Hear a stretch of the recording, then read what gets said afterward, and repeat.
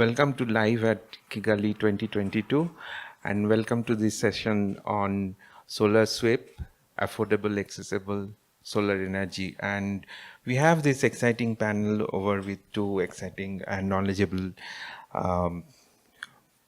persons who have been working in this solar space and the solar technologies for years together and two different contexts. And I would like to start off with this short discussion. I would put it as a more of a discussion rather than a question answer session, because we have been seeing that there are things that has been happened over the years. When we start off with the solar journey, that was a point of time, it was, people are talking about that it was way much costlier to do solar, and it has gone a long way, and it has now become like economically feasible and economically meaningful to do solar in many parts of the country, world. And now there is, people are excited about doing solar, but at the same time there are deployment challenges. So if we just start about with you, Charity, maybe you introduce yourself and just highlight about 2 or 3 of the important issues that you face when you actually go and talk to the people about doing solar, and what they give you, talk you back about how they are facing while they are deploying solar in the context that you are working on. Thank you very much. Charity is my name, and I'm from Nairobi, Kenya. So just to respond to your question, there's many factors, but I think 2 that I can relate to right now from my experiences and just background is, first, the policy framework for renewable energy is not very clear, is not crisp in terms of what do we use and how do we use it and who uses it. So when solar was introduced in Kenya, well, pretty much in the world, 20 years, about, I'll round it off at around 20 years back, it was a very elitist product. Only the rich could afford it. And they did afford it, for sure. So if you'd see a house with solar panels, you'd know that's a rich person's house. So it remained like that for a long time. And there were no regulations, proper regulations that were, put around that.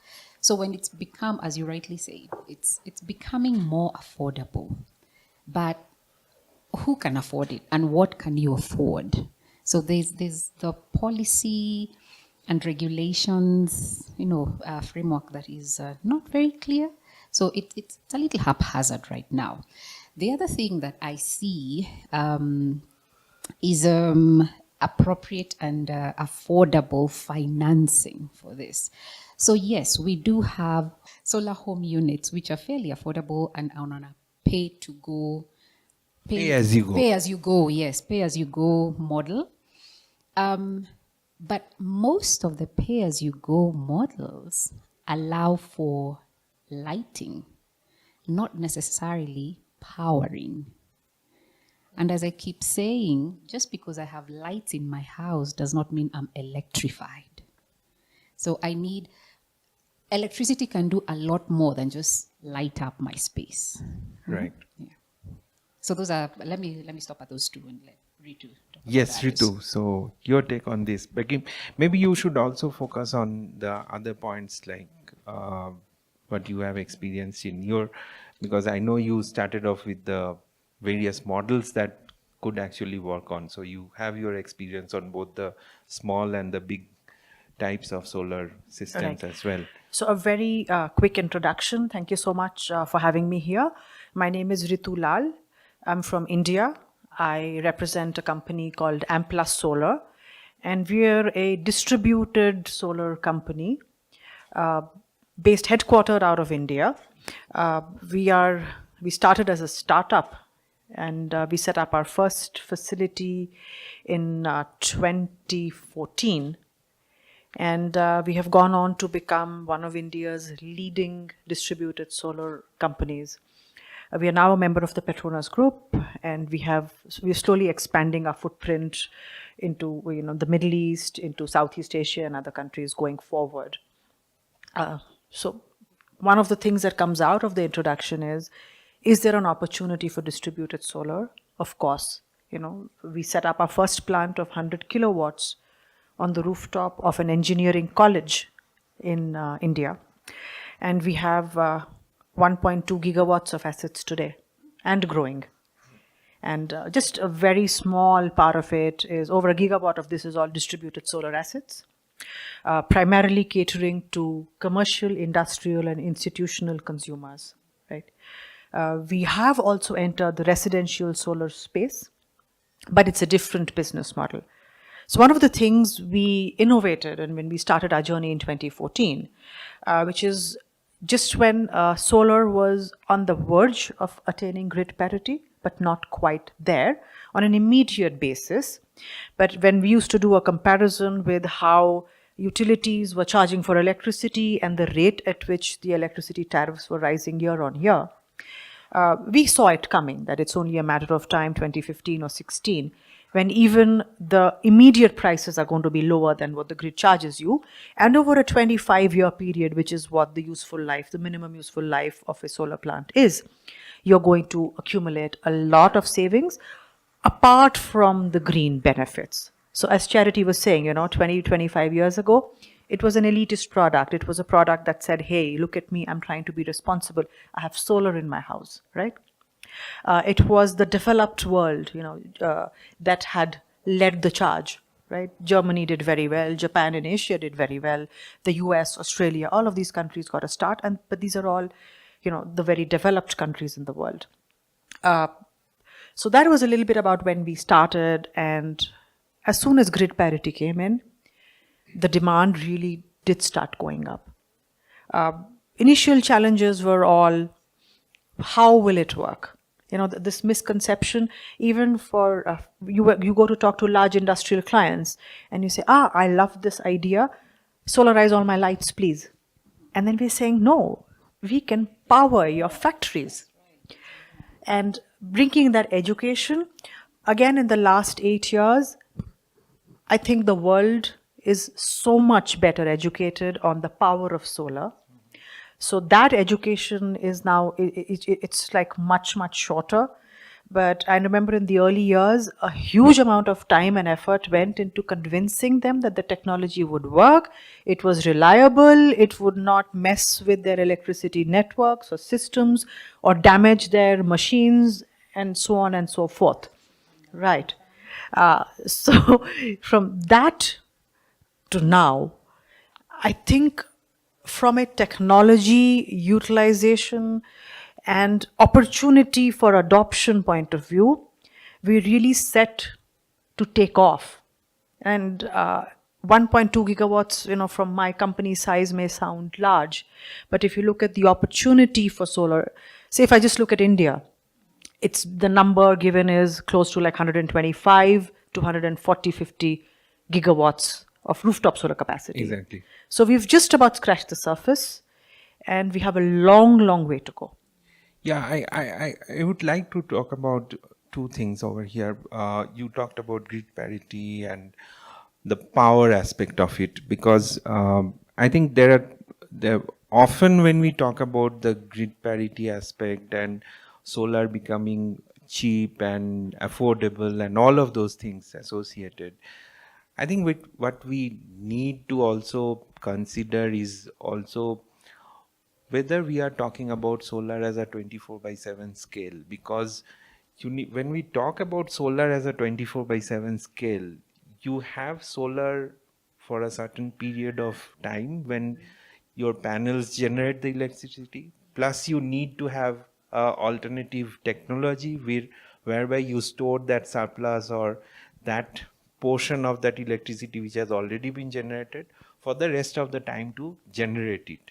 So how are you going to kind of address that thing? Because that is where your whole economics or your whole cost and everything, and that also involves to some extent the policy aspect as well, because if you actually look into the solar and also the investment decisions that you are talking about, like the whole numbers that are various countries and to some extent the world is talking about, is actually about those things, about how do you make solar more, and one hand solar is a mature technology, but if you make it more of these things, I think there is a lot to work on that opportunity part. And if you may highlight about that You're, context, I think yeah, if you. you're right. There's a lot of opportunities in solar, and rightfully, solar, what I've learned so far is that solar is actually very cheap. It's the storage that always tends to be expensive.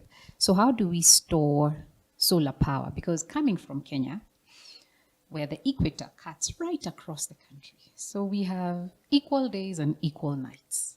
6 to 6, maybe 6:30 to 6:30, but it's 12 hours of light, probably 6 hours of proper irradiation where you can generate at peak. But generally, we have at least 12 hours of daylight in a day. But that's way too much power that's being generated with nowhere to take it. So there's 3 options. One would be net metering, which I'm not too sure if it works in India. But in Kenya, not just yet. We have a feed-in tariff, but there's also a cap. You can only feed back to the grid if you generate 1 megawatt and above. So you have to have an entire plant to generate a megawatt. And then the third option now for the local, household and you and me person would be batteries. So what batteries are we going for as well? And how many can you put in your home? How safe are they? What environmental issues are we looking at as well in terms of batteries?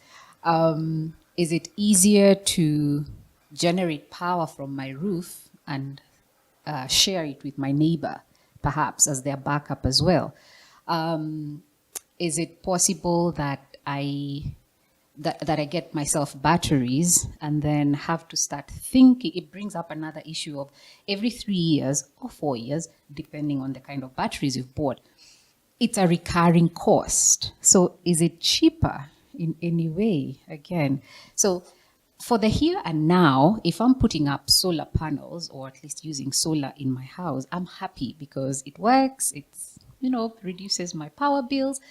But every 3 to 4 years, I have to think about storage. If I want to send it back to the grid, I have to generate more than a megawatt. As an individual, that may be a little difficult to do. Yeah. So it's a bit of it's a policy thing again. Yeah, again, it comes back to the. Yeah, so it's the exact opposite in India, where very recently the recommendation from the Central Ministry of Power has been that we cap net metering at 1 megawatt. So if you want to avail of net metering from the grid, your plant must not exceed like a megawatt. They are more amenable to giving net metering to the smaller, plants, especially residential. I think it's coming more from grid stability, right, and how much the grid can handle. And of course, from the other aspect of utilities in India really make their revenue from the commercial and industrial clients. And those are the ones who are going to have the larger plants. So in some ways, it's about restricting rooftop solar, volumes to some extent. Yeah, so that's kind of summarizes what we kind of discussing over here. Is one is that you have the opportunities on one side, which is you have the existing technologies in terms of batteries over there, which makes the solar 24/7 options over there. But you also need the enabling policies, which is still not there, but hopefully they will come up in the near future as well. And we all in this domain who are working towards it needs to have those kind of policies in place as soon as possible to make this actually happen, given the targets different countries are putting forward to realize those targets. Thank you for joining us and listening to us.